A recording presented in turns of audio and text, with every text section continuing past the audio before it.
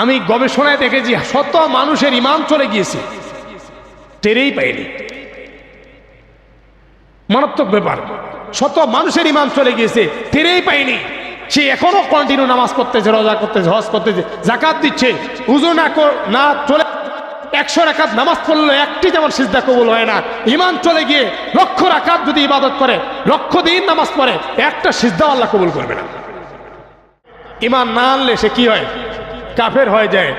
অনেক ব্যক্তি মুসলমান পরিচয় দেয়, নামও মুসলমান, কিন্তু সে কাফের হয়ে গিয়েছে।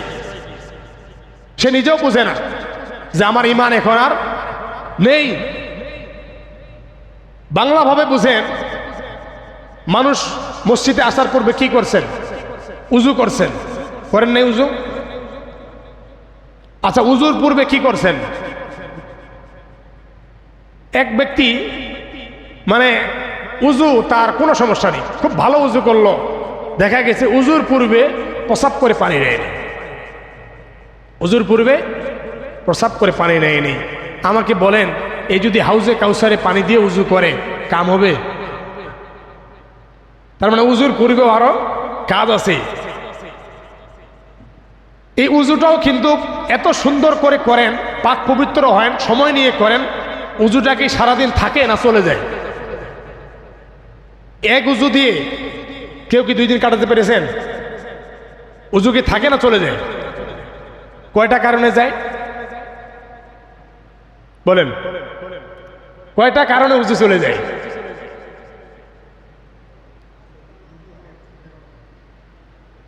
সাত কারণে উজু চলে যায়। ছোট্ট একটি প্রশ্ন, 7 কারণে উজু চলে যায়। দেখা গেল আমি সুন্দর উজু করার পরে 6টা কারণ আমার কোনো ভাঙ্গে নেই, মাত্র একটা কারণ ভেঙে গেছি। সেটা হলো হয়তোবা পিছনের দরজা দিয়ে বাতাস বের হয়েছে, না হয় হয়তোবা প্রসাব করেছি, বা পুজ বেরিয়ে গড়ে পড়েছে, রক্ত বেরিয়ে গড়ে পড়েছে, বা বমি করেছি। যে 7টি কারণ আছে তার মধ্যে 6টা আমার ঠিক আছে, একটা শুধু আমার নষ্ট হয়ে গিয়েছে। এখন আপনারা আমাকে বলেন, এই সুন্দর উজুটা আছে নাকি বিদায় নিয়েছে? 6টা কিন্তু আসিল, একটা শুধু কারণ চলে গিয়েছে। উজুটা আপনার আছে? আচ্ছা, উজুটা চলে যাওয়ার কারণে এখন আপনাকে পুনরায় আবার উজু করতে হবে। যদি পুনরায় উজু না করে আপনি নামাজ সালাত আদায় করেন, এটা হবে কি? এমন কি নামাজে চলাকালীন অবস্থাও যদি উজু চলে যায়, নামাজটা ছেড়ে দিয়ে উজু করে আসতে হবে। সে হতেও পারে ইমাম, তাকেও সেখান থেকে যেতে হবে। হতেও পারে পিছনে 50 কাতার দাঁড়িয়ে আছে, ইমামতি করতেছে বড় জামাতে, কিন্তু ইমাম সাহেবের উজু চলে গিয়েছে, তাকে আরেকজন ইমাম দায়িত্ব দিয়ে তাকে উজু করতে যেতে হবে। তাহলে 7 কারণের একটি কারণ চলে গেলেই 6টি কারণের আর কোনো মূল্য থাকে না। প্রিয় ভাইরা, আপনার যে একটা ঈমান আছে, কালেমা পরে আপনি মুসলিম হয়েছেন, এই ঈমানটাও কয়েকটি কারণে চলে যায়। এই ঈমানটাও তার মধ্যে হলো 10টা কারণ। 10টি কারণে ঈমানটা ভঙ্গ হয়। দেখা গেল 10টি কারণের মধ্যে 9টি কারণ আমার ঠিক আছে, মাত্র একটি কারণ আমি লঙ্ঘন করেছি, আমার ঈমান কি আছে আর? আচ্ছা, ঈমান যখন আমার চলে গেল, এখন আমার কাজটা কি? উজু যখন চলে যায় তখন আমাকে পুনরায় উজু করতে হয়। ঈমান যদি চলে যায়, আমি যদি 100 বার গোসল করে আরো 100 বার উজু করি, কাম হবে? আমাকে পুনরায় ঈমান আনয়ন করতে হবে, নবায়ন করতে হবে। অনেক কার্ড থাকে, রেজিস্ট্রেশনের কার্ড, মেয়াদ উত্তীর্ণ হলে কি করতে হয়? নবায়ন করতে হয়। ঈমান চলে গেলে আপনাকে খালেস তাওবা করতে হবে আল্লাহর কাছে। তাওবা করে ক্ষমা নিয়ে আবার কালেমা পড়ে মুসলিম হতে হবে।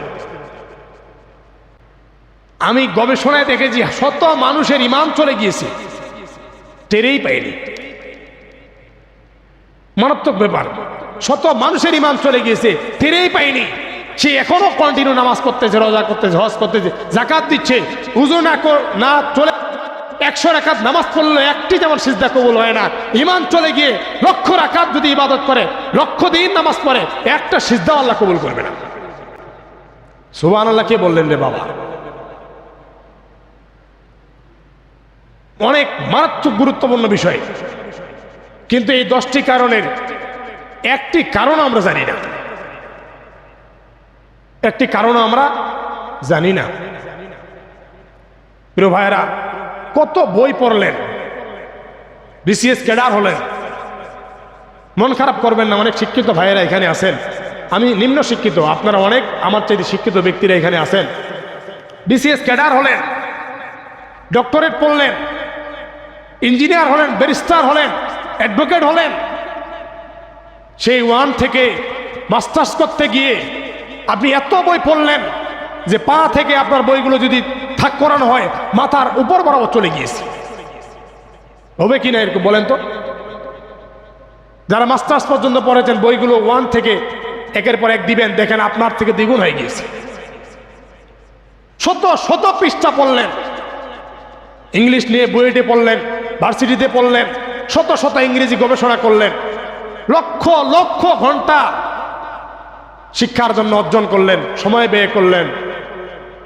এত শিক্ষা অর্জনের পরে আপনার ব্রেনটে ইসলামের ন্যূনতম জ্ঞানটুকু অর্জন হলো না, এই সুযোগটা আপনি নিলেন না, এই সময়টুকু আপনি দিলেন না, সেদিকে আপনি লক্ষ সময় ব্যয় করলেন, কিন্তু ইসলামটা শেখার জন্য 1 মিনিটও সময় আপনার হচ্ছে না। তাহলে এই জীবনটা কি আমার সার্থক? সার্থক হয়েছে কি? এটা আমার দুনিয়া সার্থক হয়েছে, আখিরাতে যেন সার্থক হয় নাই। 10 কারণে যে ঈমান চলে যায়, প্রতিটি ব্যক্তির এই কারণগুলো নোট করার প্রয়োজন, কারণ আমার এখানে ঈমানের থাকা এবং না থাকার বিষয় দাঁড়িয়েছে। এরপরে আল্লাহ তাআলা কিয়ামতে যখন জান্নাত দিবেন, সত্য দিবেন, নাম্বার 1 সত্যটা হলো যে আমানু, ঈমান থাকলে তাদেরকে জান্নাত দিবেন। যত জায়গায় আল্লাহ জান্নাতের কথা বলেছেন তত জায়গা বলছে ইন্নাল্লাযিনা আমানু ওয়া আমিলুস সলিহাত কানাত লাহুম জান্নাতুল ফিরদাউসিল নুজুলা। আগে চেক করবেন, টেস্ট করে ঈমানটা ঠিক আছে কিনা।